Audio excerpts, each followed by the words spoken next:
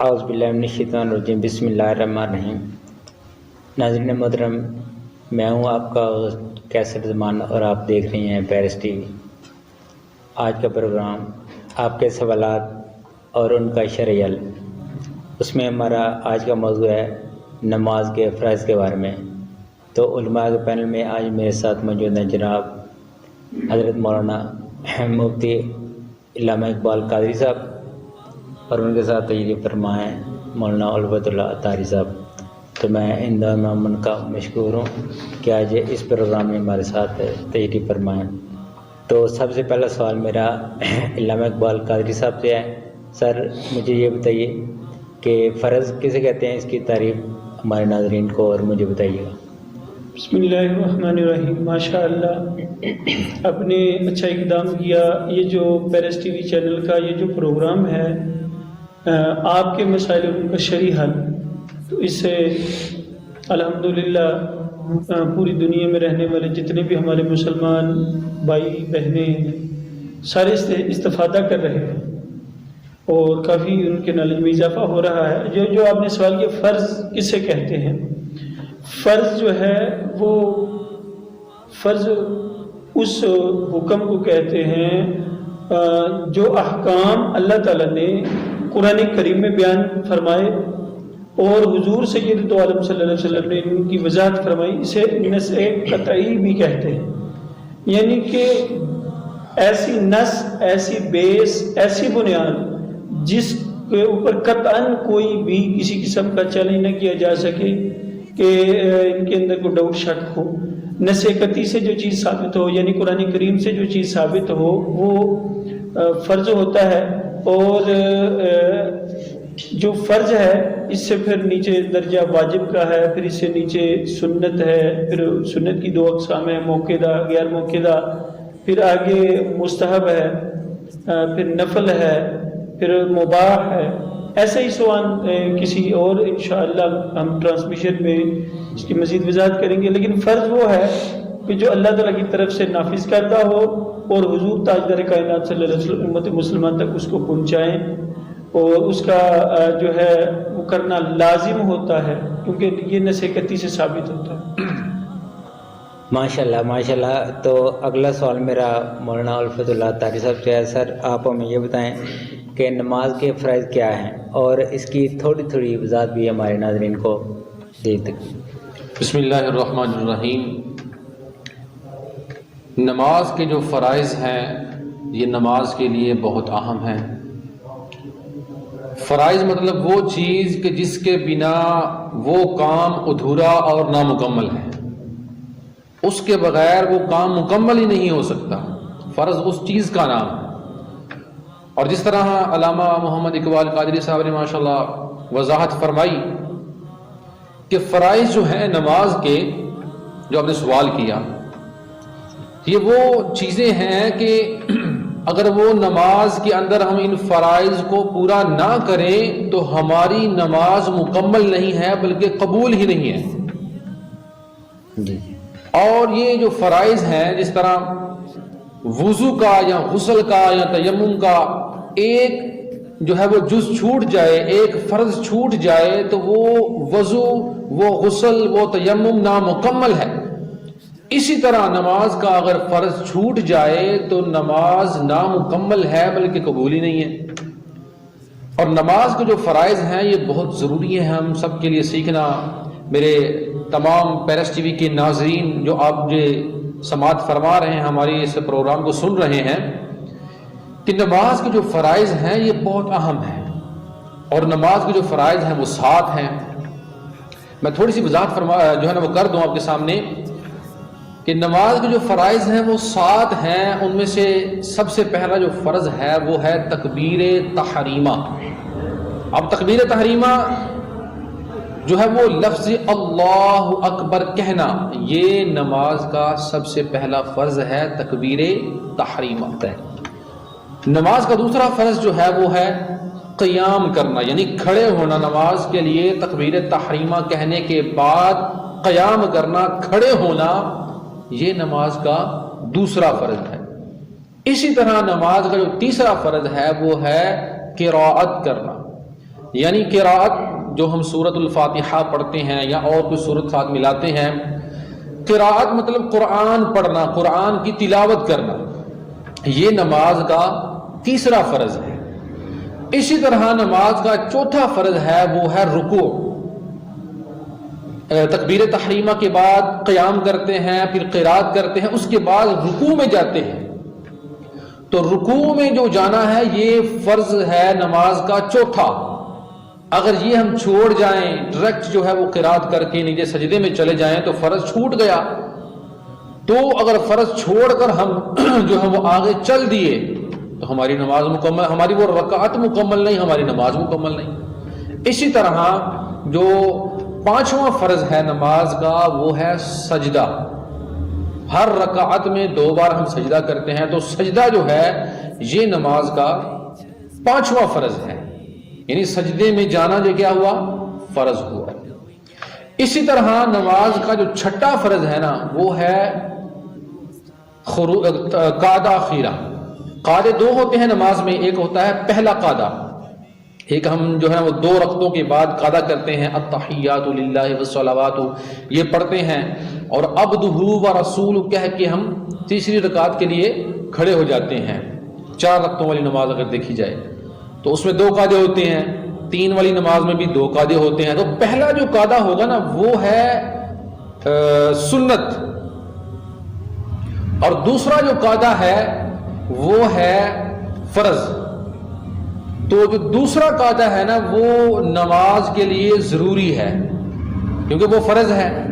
پہلا خدا نہ خواستہ جو ہے وہ قعدہ چھوٹ بھی جائے تو اس کے بدلے میں ہمیں بعد میں یاد آیا کہ ہم نے تو پہلا قعدہ کیا ہی نہیں تھا، تو اب وہ قعدے کی جگہ پر ہم سجدہ سہو کریں گے، تو وہ جو قعدہ ہمارا چھوٹ گیا تھا قعدہ اولا، تو سجدہ سہو کرنے سے وہ ہمارا قعدہ جو چھوٹ گیا تھا وہ مکمل ہو جائے گا، ادا ہو جائے گا۔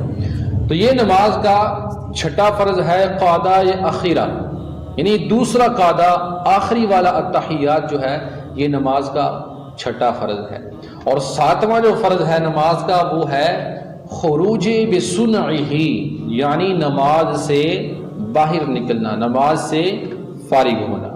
تو یہ وہ نماز کے 7 فرائض ہیں کہ اگر ان میں سے ایک بھی رہ جائے تو ہماری نماز جو ہے وہ مکمل نہیں ہے۔ اس میں علامہ الفت صاحب میں تھوڑا سا اس پہ مزید وضاحت کرنا چاہوں گا۔ وہ قاعدہ جو قاعدہ اولا ہے جی بالکل وہ واجب ہوگا پہلے والا تو جی پہلا جو آپ نے دوسرا فرمایا کہ قاعدہ اخیرہ وہ فرض ہے، لیکن پہلا واجب ہوگا تو اسی لیے سجدہ صاحب ہوگا نا واجب کے چھوٹنے پہ۔ جی بالکل، علامہ صاحب نے بڑی اچھی رہنمائی فرمائی کہ پہلے والا جو قاعدہ ہے وہ واجب ہوا 4 رکعتوں والی نماز میں یا 3 رکعتوں والی نماز میں، اور دوسرا قاعدہ جو ہے وہ فرض ہوا۔ تو یہ وہ نماز کے 7 فرائض ہیں، اگر ان میں سے ایک بھی رہ جائے تو ہماری نماز جو ہے وہ مکمل نہیں، یعنی نماز کا فرض چھوٹ جائے تو نماز پوری نہیں ہے، مکمل نہیں ہے۔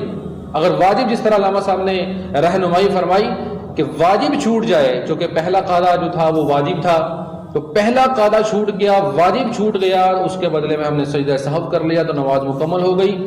فرض چھوٹے گا تو اس کے بدلے میں سجدہ سہو کریں گے تو نماز مکمل نہیں ہوگی۔ تو یہ نماز کے جو ہیں وہ 7 فرائض ہیں۔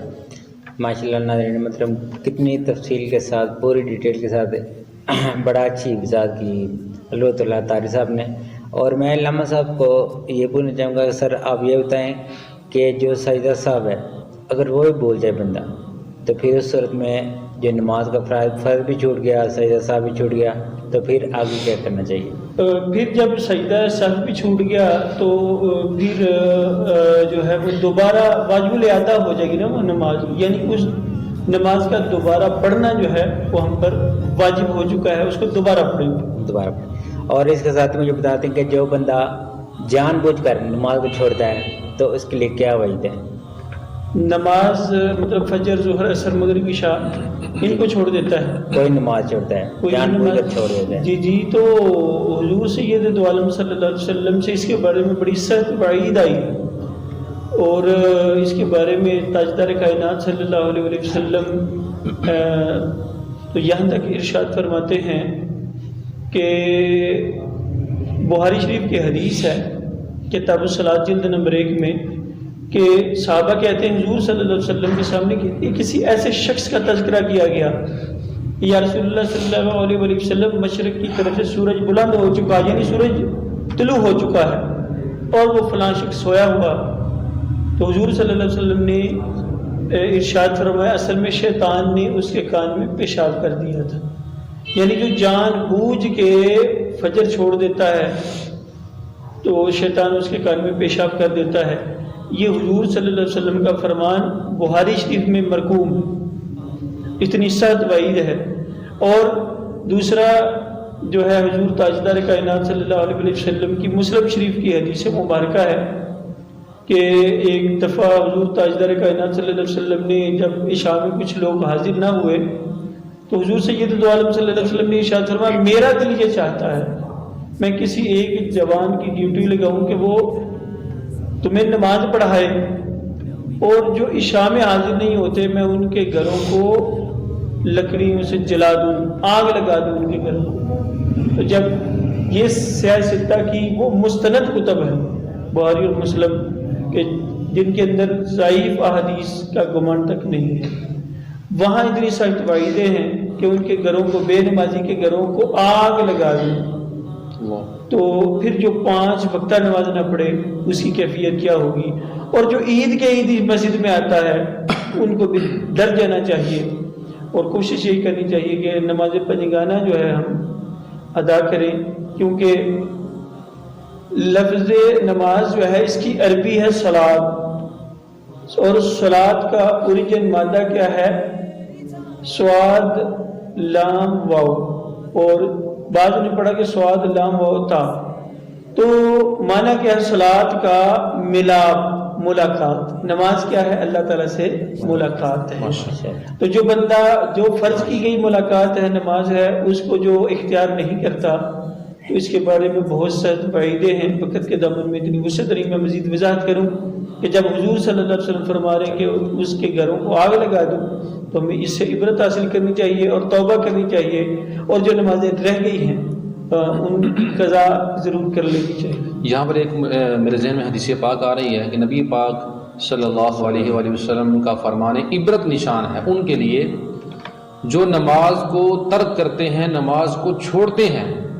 حضور اکرم صلی اللہ علیہ وآلہ وسلم نے فرمایا کہ جو نماز کو چھوڑنے والا ہے، ترک کرنے والا ہے، بروز قیامت اس کا جو حشر ہے وہ فرعون کے ساتھ، قارون کے ساتھ، حامان کے ساتھ، یہ جو بڑے بڑے کافر ہیں جنہوں نے فرعون کو، اتنا بڑا کافر ہے کہ اس نے خدائی کا دعویٰ کر دیا کہ میں خدا ہوں، تو جو نماز کا تارک ہے، نماز کو چھوڑنے والا ہے، نماز کی پابندی نہیں کرنے والا، تو نبی پاک صلی اللہ علیہ وآلہ وسلم کا فرمان عبرت نشان ہے ان کے لیے کہ ان کا جو ہے وہ قیامت کے دن جب اٹھائے جائیں گے تو ان کا جو ہے نا وہ ساتھ، وہ کس کے ساتھ ہوں گے؟